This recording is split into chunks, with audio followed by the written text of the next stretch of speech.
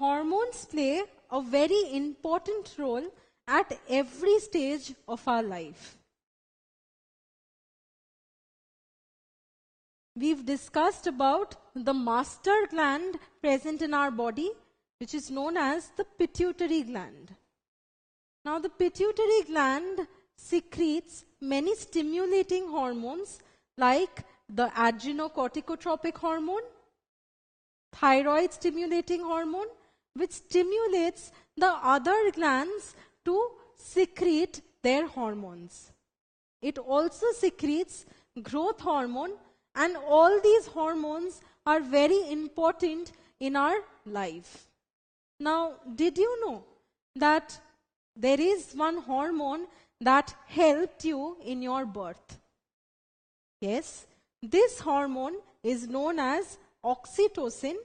Oxy means quick and tocin means birth. Now, what does oxytocin do? Oxytocin helps stimulate the womb contraction during birth. So, when your mother was pregnant and you were about to get born, this oxytocin became greater in her body. And that caused the contractions of her womb, and that is how you were born. Now, who secretes the oxytocin in the body? Well, see, this is the pituitary gland and it has two lobes. This is the front lobe, so it is known as the anterior lobe. Anterior means front. And this lobe, which is present at the back or the posterior side, is known as the posterior lobe. Now, the anterior lobe secretes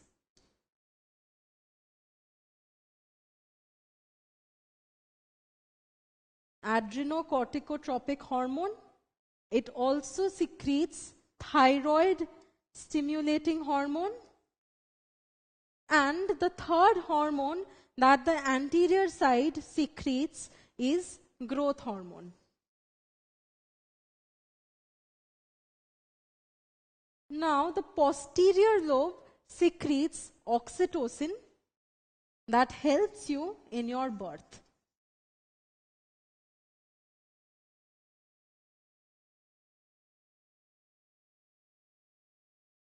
Well, the posterior side does not only secrete oxytocin, but it also secretes a second hormone, which is known as the antidiuretic hormone, where anti means oppose and diuretic means urine formation.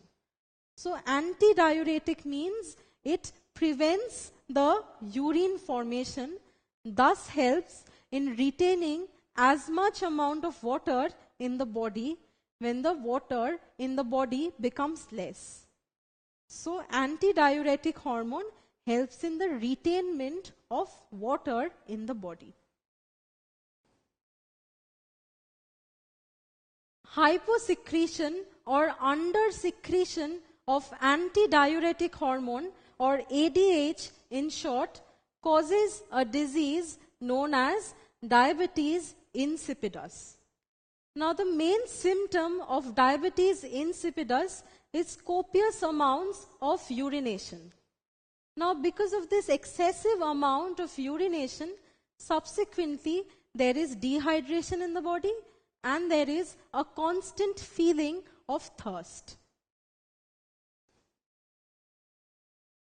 So now let us do a quick recapitulation. There are two lobes in the pituitary gland. This is the anterior lobe.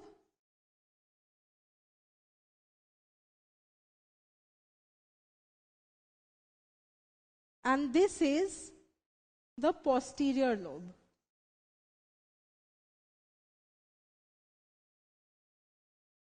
Now tell me, there are 5 hormones over here. Which lobe secretes what hormone?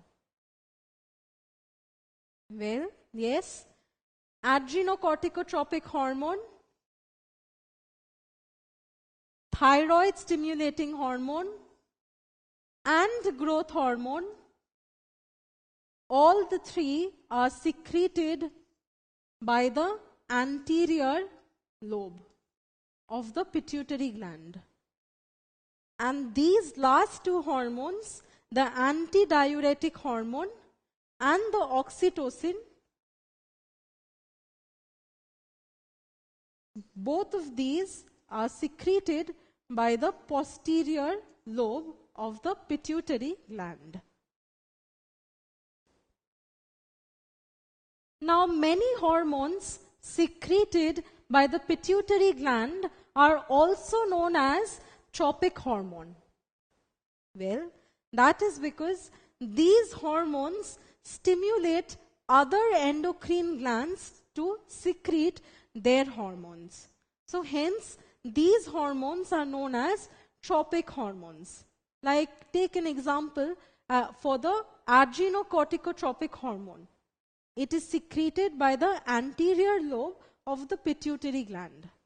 Now, the adrenocorticotropic hormone stimulates another endocrine gland, which is the adrenal gland, to secrete its hormones, like the cortical hormones like glucocorticoid and mineralocorticoid. Now, would you believe me if I tell you that this master gland, which is the most important gland of our body, and it controls all other glands, is just a pea size?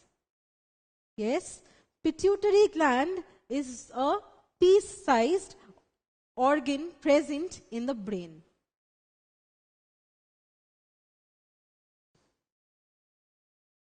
So I told you that pituitary gland is the master gland and it controls the secretion of hormones from all other endocrine glands. Now, can it alone decide when to secrete the hormones from which gland? Well, let us take an example of the adrenocorticotropic hormone.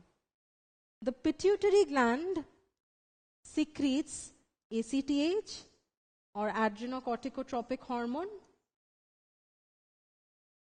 Now, the ACTH stimulates the cortex of the adrenal gland to secrete its hormones, mineralocorticoid and glucocorticoid.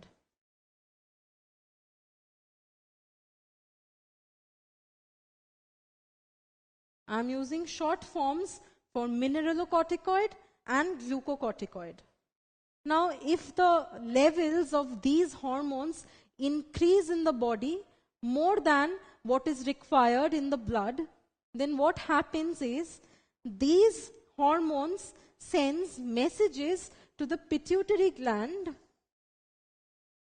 to stop secreting ACTH. Now, if the pituitary gland does not secrete ACTH, then what will happen? It will not stimulate the cortex to liberate and secrete more of mineralocorticoid and glucocorticoid. So the level of it in the blood will be balanced. And this loop that carries on is known as the feedback mechanism. So when the level of hormones increase in the blood, it sends messages to the pituitary gland to stop secreting the stimulating hormone.